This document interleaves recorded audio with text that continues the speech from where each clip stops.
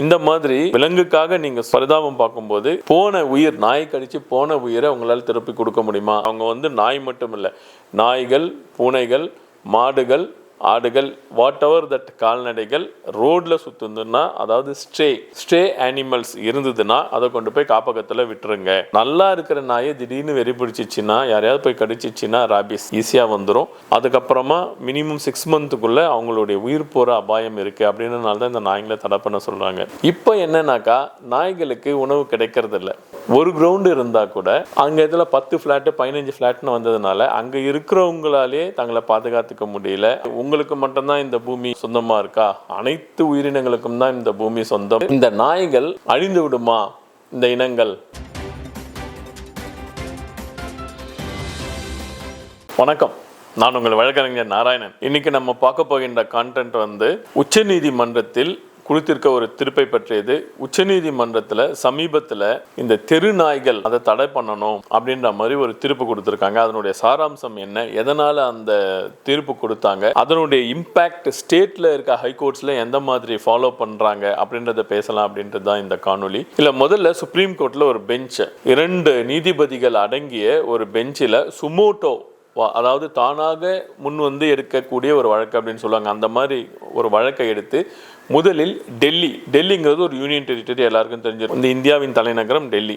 இங்கே திருநாய்களின் தொல்லை ரொம்ப அதிகமாக இருக்குது. இதனால் ஒரு சிறுமி ரீசெண்டாக பாதிக்கப்பட்டிருக்காங்க. நிறைய பேர் இதில் கடி வாங்குறாங்க. ரேபிஸ் என்ற நோய் இதனால் ரொம்ப பரவுது. அதனால் இதை தடை பண்ணணும் அப்படின்னு சொல்லிட்டு ஒரு ஆர்டரை சுப்ரீம் கோர்ட்டில் பாஸ் பண்ணியிருக்காங்க. அந்த உச்சநீதிமன்ற நீதிபதிகள் சொன்ன அந்த கருத்தில் தெருநாய்கள்னால பல மக்கள், சாதாரண மக்கள் தெருவில் ஒரு சாதாரணமாக போயிட்டு வர முடியல, ரொம்ப தொல்லை கொடுக்குது.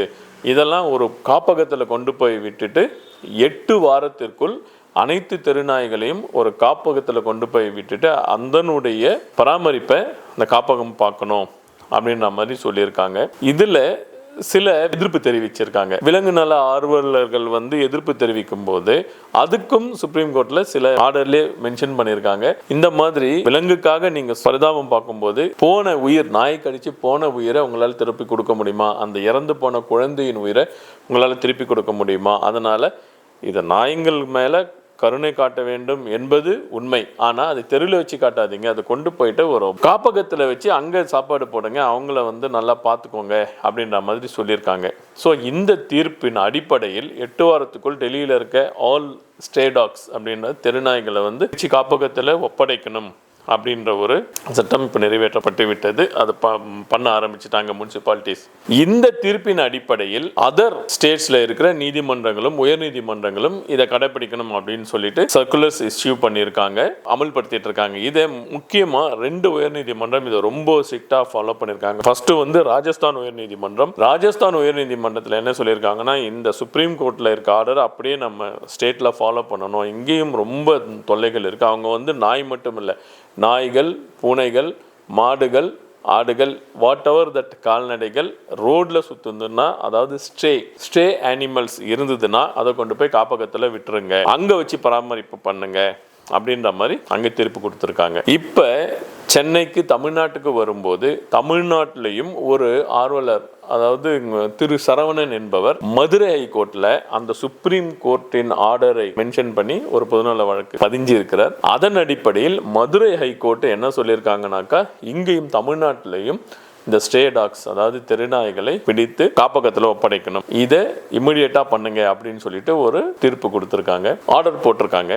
இப்போ இந்த ஸ்டே டாக்ஸ் இங்க என்ன தமிழ்நாட்டில் இருக்க ப்ரொசீஜர்ஸ் என்னன்னு பார்த்தாக்கா, அந்த நாய்களை பிடிப்பாங்க, அந்த கருத்தடை பண்ணுவாங்க, ஸ்டெரிலைசேஷன் பண்ணிட்டு திரும்ப விடுவாங்க, இல்லை காப்பகத்தில் விடுவாங்க. இந்த மாதிரி நடைமுறை தான் இங்கே இருக்கு. இப்போ என்னன்னாக்கா, எந்த நாயும் தெருவில் சுத்தக்கூடாது, அதை கொண்டு போயிட்டு காப்பகத்தில் விடணும் அப்படின்ற ஒரு நடவடிக்கைகளை எடுக்க ஆரம்பிச்சிருக்காங்க. இந்த நாய் பிடித்தல்ங்கிறது, நாய்களை பிடிச்சு கொண்டு போய் விடணும், காப்பகத்தில் விடணும், இன்னி நேத்திக்கு இல்லை, ஒரு 70-80 வருடங்களுக்கு முன்னாடியே தொடங்கிய பணி தான். அதனால இப்போ அது கொஞ்சம் தீவிரப்படுத்தி அந்த நாய்களை காப்பகத்தில் வைக்க போறாங்க. காப்பகத்தில் வச்சு அதை வந்து பராமரிக்க போறாங்க. இது நடைமுறைக்கு இருக்கு. முதல்ல இதுல வந்து நமக்கு எந்த மாற்று கருத்துமே கிடையாது. நாய்கள் பிடிக்கப்பட வேண்டியதுதான். ஏன்னா நல்லா இருக்கிற நாயை திடீர்னு வெறி பிடிச்சிச்சுன்னா, யாரையாவது போய் கடிச்சிச்சுன்னா ராபிஸ் ஈஸியா வந்துடும். அதுக்கப்புறமா மினிமம் 6 மந்த்துக்குள்ள அவங்களுடைய உயிர் போற அபாயம் இருக்கு. அப்படின்றனால தான் இந்த நாய்களை தடை பண்ண சொல்றாங்க. இது ஏன் இவ்வளவு சீரியஸா பார்க்கப்படுதுனாக்கா,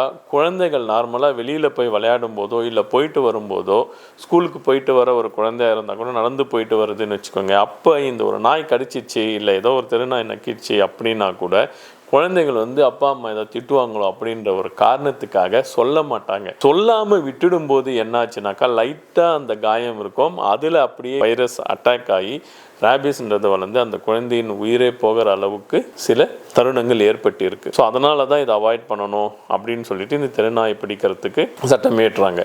இதுக்கு சில விலங்கு நல ஆர்வலர்கள், அனிமல் லவர்ஸ் எதிர்ப்பு தெரிவித்தாலும் அவங்க என்ன சொல்றாங்கனாக்கா, நீங்கள் விலங்கை ரோட்டில் வச்சு பராமரிக்கிறதுக்கு பதிலாக காப்பகத்தில் போயிட்டு நீங்கள் பார்த்துக்கோங்க அப்படின்னு அந்த ஆர்டர்லேயே கொடுத்துட்டதுனால வேறு எதுவும் அவங்களால சொல்ல முடியாது. அதனால இந்த மாதிரி போயிட்டுருக்கு. இப்பொழுது தமிழ்நாடு மற்றும் சென்னைக்கு வந்தோம்னாக்கா, ஏன் இந்த மாதிரி இவ்வளவு தெருநாய்கள், முதல்லலாம் அவ்வளோ தெருநாய் கிடைச்சிது அப்படின்றது இருக்காது, ஏன் இந்த மாதிரி வருது அப்படின்னு நம்ம பார்க்கும்போது சில விஷயங்கள் நமக்கு அவுட் ஆஃப் பாக்ஸ் திங்கிங்கில் பேச வேண்டியிருக்கு. முதல்ல எப்படி இருக்கும்னாக்கா, இண்டிவிஜுவலாக ஒரு வீடு இருக்கும், அல்ல கிரவுண்ட் இருக்கும், கிரவுண்டில் நாய்கள் இருக்கும், ரோட்டில் இருந்தால் கூட ஓப்பன் கிரவுண்ட்ஸ் இருக்கும், அது போயிடும், துரத்துனா கூட நாய்கள் போயிடும் வந்துடும், பிரச்சனைகள் ரொம்ப கம்மியாக இருந்தது. இப்போ என்னன்னாக்கா, நகரமயலாக்கல் வளர்ந்துட்டு வரும்போது இந்த நாய்களுக்கு போக்கிடம் கிடையாது. பிளாட்ஃபார்மில் தான் அது தூங்கி ஆகணும், அதுக்கு சாப்பாடு கிடையாது. முதல்ல என்ன இருக்கும், ஒரு வீடு இருக்கும், அவங்க சுற்றி ஒரு அரை கிரவுண்டோ ஒரு கிரவுண்டோ உள்ள வீடு இருக்கும், அதில் உள்ள ஒரு வீட்டில் இருக்கிற ஒரு ஃபேமிலி இருக்கும், அங்கே நிறைய கிரவுண்ட் இருக்கும், அவங்க வீட்டுக்குள்ளே சில நாய்கள் வளர்ப்பாங்க, வெளியில் நாய்கள் சுற்றிக்கிட்டு இருக்கும், அவங்களுக்கு சாப்பாடு ஈஸியாக கிடைக்கிறதுக்கான ஒரு வாய்ப்பு இருக்குது. இங்கேருந்து அந்த சாப்பாடை கொண்டு போய் நாய்க்கு போடுவாங்க, அதுங்களுக்கு உணவு கிடைச்சிக்கிட்டு இருந்தது, அதுக்கு நல்லா ஒரு போஷாக்காக இருந்தது. தெருநாய்களே நன்றாக பராமரிக்கப்பட்டவையாக இருந்தது. இந்த ரேபிஸ்லாம் கொஞ்சம் கம்மியாக இருந்தது நோய்கள். இப்போ என்னன்னாக்கா, நாய்களுக்கு உணவு கிடைக்கிறதில்ல. உணவு கிடைக்கிறதில்லன்னா என்னாச்சு, வீடுகள் நிறைய ஆயிடுச்சு, எல்லாரும் அப்பார்ட்மெண்ட் ஸ்டைலில் போயிட்டாங்க. இப்போ ஒரு கிரவுண்டு இருந்தால் கூட அங்கே இதில் 10 ஃப்ளாட்டு 15 ஃப்ளாட்னு வந்ததுனால அங்கே இருக்கிறவங்களாலே தங்களை பாதுகாத்துக்க முடியல, அவங்களுக்கான சேவைகளே அவங்களால ஒழுங்காக பண்ணிக்க முடியல. அப்படின்ற போது இந்த நாய்களை அவங்களால பராமரிக்க முடியாது. யாரோ போயிட்டு தெருநாய்களுக்கு சாப்பாடு செஞ்சு போடுறது அதெல்லாம் நடக்காத காரியம். அந்த நாய்களும் போய் எங்கேயும் சாப்பிட்றதுக்கு வசதி இல்லாமல் இருக்குது. அதனால் இப்போ என்ன ஆகுதுனாக்கா, அந்த குப்பை தொட்டியோ இல்லை ஏதோ போயிட்டு தான் அந்த நாய்ங்க உணவை தேட வேண்டிய ஒரு அவசியம் இருக்குது. யாரோ 2-3 பேர் ஏதோ தெருவில் உணவு வைக்கிறாங்க, அந்த நாய்ங்களுக்கு பத்தாது. இது அந்த சைக்கிள், உயிரினம்ன்ற ஒரு சைக்கிள். அதாவது நாய்கள் வந்து மனிதனோடு சேர்ந்து வளர்ந்த ஒரு பிராணி. ஆடு மாடுகள் போல நாய்களும் இருக்கும். ஆடு மாடுகள் என்னன்னாக்கா, ரோட்டில் சுற்றுறது வந்து வளர்க்குறவங்க விடுறாங்க. இது வந்து எப்படின்னாக்கா, நாய் குட்டி போட்டு வளர்ந்து அப்படியே இங்கே இருக்குது. இந்த கண்ட்ரியில் மட்டும் இல்லை, அனைத்து நாடுகளையும் இந்த நாய்கள், தெருநாய்கள் சுற்றுவது என்பது நடக்கிற ஒரு காரியமாக தான் இருக்குது. நார்மலாக பார்க்கின்ற ஒரு செயல்தான். ஆனால் இப்போ இங்கே நான் சொன்ன மாதிரி நகரமயம் ஆக்கப்பட்டவுடன் அந்த நாய்களுக்கு எங்கே போகும், சாப்பாடு கிடைக்காது. வேறு ஏதோ ஒரு விலங்குகளோ இல்லை உயிரினமோ ஏதோ ஒரு குருவி விழுந்துடும், குருவியை சாப்பிடும். அந்த காலத்தில் நான் சொல்கிறேன், நிலம் போலும் அதெல்லாம் இருக்கும்போது, வயல்காடு வரப்பு இதெல்லாம் இருக்கும்போது அப்படி இருந்தது. ஏன் சென்னை அப்படி இருந்தது தான்.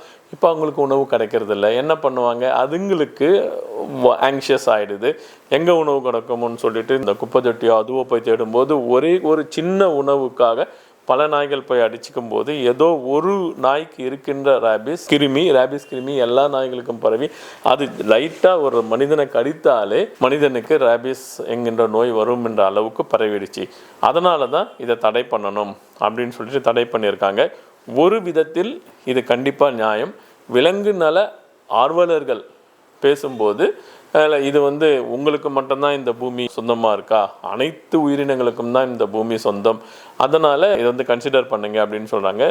அவங்க சொல்கிறது நியாயமாக இருந்தாலும், ஆனால் ரோட்டில் இருந்து பராமரிக்கிற அந்த நாயை விட காப்பகத்தில் வச்சு பார்த்தாக்கா இன்னும் நல்லா அந்த நாய்கள் ஃப்ளோரிஷ் ஆகும் அப்படின்றதான் நம்ம கருத்தாக இருக்குது. இரண்டாவது, இந்த நாய்கள் அழிந்து விடுமா இந்த இனங்கள் அப்படின்னாக்கா, அவ்வளோ சீக்கிரம் இந்த நாட்டு நாய்கள் அழியாது. அதுக்கு நீங்கள் தான் இவ்வளோதான் கருத்தடை செஞ்சு அதனுடைய வளர்ச்சியை கொடுத்தாலும் the percentage of the breed அது மட்டும் தான் கொஞ்சம் கம்மியாகும் கண்ணி. நாட்டு நாய்கள் அவ்வளோ சீக்கிரம் அழியாது. இது வந்து பர்டிகுலராக ஒரு மெட்ரோபாலிட்டன் சிட்டிக்குள்ளே ரொம்ப டிராஃபிக்கோ இல்லை இது இல்லாத ரோட்டில் நிறைய நாய்கள் இருந்து போகிற வரவங்களை கடிக்குது அப்படின்ற மாதிரி தான் இருக்கின்ற நாய்களை மட்டும் தான் இப்போ கண்ட்ரோல் பண்ணுறாங்க. இன்டெப்த் இருக்கும்போது ஒரு வில்லேஜுக்கோ இல்லை அதர் கிராமத்தில் இருக்கிற நாய்களுக்கு வந்து அது ஏதாவது இது பண்ணும்போது திரும்ப ஓடி போய் இங்கே ஒளிஞ்சிக்கும் இது பண்ணிக்கும். நம்ம மிரட்டினா கூட ஓடி போயிடும். ரோட்டில் அந்த அளவு கடிக்கிறதுக்கான வாய்ப்புகள் கம்மியாக இருக்குது. இன்னொன்று வில்லேஜில் இருக்கிற நாய்கள் ஹெல்ப் பண்ணும். எப்படி ஹெல்ப் பண்ணோம்னாக்கா பாம்பு வர்றதுக்கு விடாது. சில கெட்ட உயிரினங்கள் வந்து நம்ம வளர்க்குற எஜமானோ இல்லை அந்த ஏரியாவில் வந்து தாக்கம் வந்ததுன்னா இதுங்களே தொருத்தி விட்டுரும். அந்த மாதிரி அது ஹெல்ப் பண்ணுறதுனால இருக்கிறதுனால அந்த நாய்களை பற்றி நல்ல மாதிரியாக தான் கிராமத்தினர்கள் பேசுகிறார்கள். இது மெட்ரோபாலிட்டன் சிட்டி போன்ற சாலைகளில் அதாவது இந்த ஸ்ட்ரீட்டில் இருக்கிற நாய்களை தான் ஒழிக்கணும் அப்படின்றது இந்த நடவடிக்கை எடுத்திருக்காங்க. ஒரு விதத்தில் இந்த நடவடிக்கை நல்லது தான். இந்த நடவடிக்கை எப்படி அரசாங்க அதிகாரிகள் அமுல்படுத்துகிறாங்கன்னு பார்ப்போம். இது எப்படி கண்ட்ரோல் ஆகுது அப்படின்றத பார்த்துட்டு மேலும் வேறு ஏதாவது தகவல் தேவைப்பட்டால் வேறு ஒரு காணொலியில் போடுவோம். நன்றி, வணக்கம்.